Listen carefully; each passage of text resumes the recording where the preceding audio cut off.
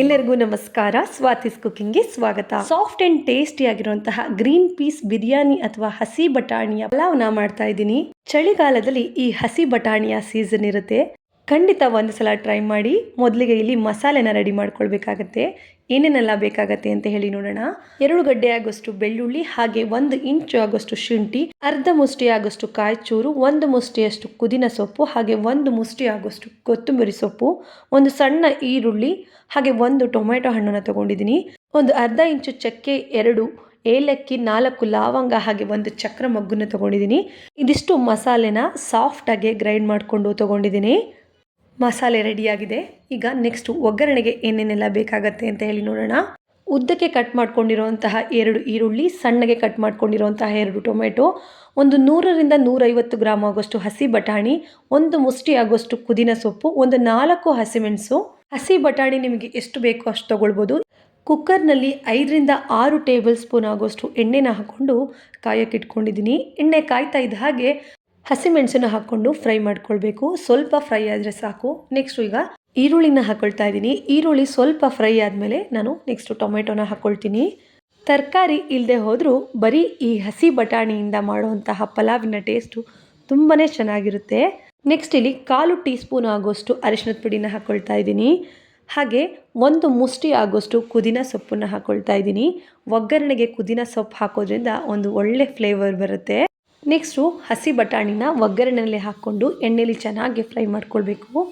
ಹಸಿ ಬಟಾಣಿಗೂ ಹಾಗೆ ಒಣಗಿರುವ ಬಟಾಣಿಗೂ ತುಂಬಾ ಡಿಫ್ರೆನ್ಸ್ ಇರುತ್ತೆ. ನೆಕ್ಸ್ಟ್ ನಾನು ರುಚಿಗೆ ತಕ್ಕಷ್ಟು ಉಪ್ಪನ್ನು ಹಾಕ್ಕೊಳ್ತಾ ಇದ್ದೀನಿ. ಒಣಗಿರೋ ಬಟಾಣಿಗಿಂತ ಹಸಿ ಬಟಾಣಿಯಲ್ಲಿ ಪಲಾವ್ ಮಾಡೋದ್ರಿಂದ ಟೇಸ್ಟು ತುಂಬಾ ಚೆನ್ನಾಗಿ ಬರುತ್ತೆ. ನೆಕ್ಸ್ಟ್ ಇಲ್ಲಿ 2 ಟೇಬಲ್ ಸ್ಪೂನ್ ಆಗೋಷ್ಟು ಖಾರದ ಪುಡಿನ ಹಾಕ್ಕೊಳ್ತಾ ಇದ್ದೀನಿ. ನಾನು ಖಾರನ ಸ್ವಲ್ಪ ಕಡಿಮೆನೇ ಉಪಯೋಗಿಸ್ಕೊಳ್ತಾ ಇದ್ದೀನಿ. ಹಾಗೆ 1 ಟೇಬಲ್ ಸ್ಪೂನ್ ಆಗೋಷ್ಟು ಧನಿಯಾ ಪುಡಿನ ಹಾಕ್ಕೊಳ್ತಾ ಇದ್ದೀನಿ. ಖಾರ ಜಾಸ್ತಿ ತಿನ್ನೋರು ಇನ್ನು 1 ಅಥವಾ 2 ಟೇಬಲ್ ಸ್ಪೂನ್ ಆಗೋಷ್ಟು ಖಾರದ ಪುಡಿ ಜಾಸ್ತಿ ಹಾಕ್ಕೊಳ್ಬೋದು. ಇಲ್ಲಿ 1 ಟೇಬಲ್ ಸ್ಪೂನ್ ಆಗೋಷ್ಟು ಕಸೂರಿ ಮೇಥಿನ ಹಾಕ್ಕೊಳ್ತಾ ಇದ್ದೀನಿ. ಬಿರಿಯಾನಿ ಮಸಾಲ ಪುಡಿನ ಇಲ್ಲಿ ನಾನು 1 ಟೇಬಲ್ ಸ್ಪೂನ್ ಆಗೋಷ್ಟು ಹಾಕ್ಕೊಳ್ತಾ ಇದ್ದೀನಿ. ಇದು ಆಪ್ಷನಲ್ಲು, ಬೇಕಾದರೆ ಹಾಕ್ಕೊಳ್ಳಿ. ಇಲ್ಲಾಂದರೆ ನಾವು ಮಸಾಲೆನಲ್ಲೇ ಚಕ್ಕೆ, ಲವಂಗ, ಚಕ್ರ ಮೊಗ್ಗು ಎಲ್ಲದನ್ನು ಹಾಕಿರೋದ್ರಿಂದ ಹಾಕಲೇಬೇಕು ಅಂತೇನಿಲ್ಲ. ನೆಕ್ಸ್ಟ್ ಇಲ್ಲಿ ನಾವು ಮಾಡಿಟ್ಕೊಂಡಿದ್ವಲ್ಲ ಮಸಾಲೆನ ಹಾಕ್ಕೊಂಡು ಎಣ್ಣೆಲಿ ಚೆನ್ನಾಗಿ ಫ್ರೈ ಮಾಡ್ಕೊಳ್ತಾ ಇದ್ದೀನಿ. ಹಸಿ ವಾಸನೆ ಹೋಗೋ ತನಕ ಚೆನ್ನಾಗಿ ಫ್ರೈ ಮಾಡ್ಕೊಳ್ಬೇಕು. ಈ ಥರ ಎಣ್ಣೆ ಬಿಟ್ಕೊಳ್ಳುತ್ತೆ ನೋಡಿ, ಆಗ ನಾವು ಅಕ್ಕಿನ ಹಾಕ್ಕೊಳ್ಬೇಕಾಗತ್ತೆ.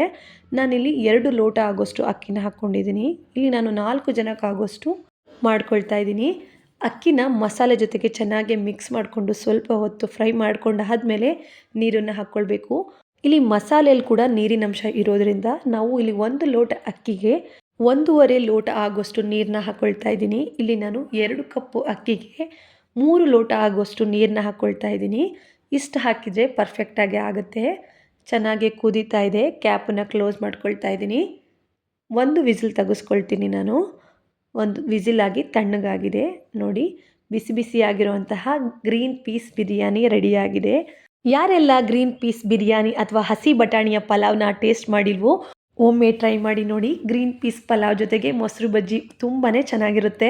ಯಾರೆಲ್ಲ ಇನ್ನೂ ಸಬ್ಸ್ಕ್ರೈಬ್ ಮಾಡ್ಕೊಂಡಿಲ್ವೋ ದಯವಿಟ್ಟು ಸಬ್ಸ್ಕ್ರೈಬ್ ಮಾಡ್ಕೊಳ್ಳಿ, ಲೈಕ್ ಮಾಡಿ, ಶೇರ್ ಮಾಡಿ, ಹಾಗೆ ಕಮೆಂಟ್ ಬಾಕ್ಸಲ್ಲಿ ಕಮೆಂಟ್ ಮಾಡಿ ತಿಳಿಸಿ. Thank you.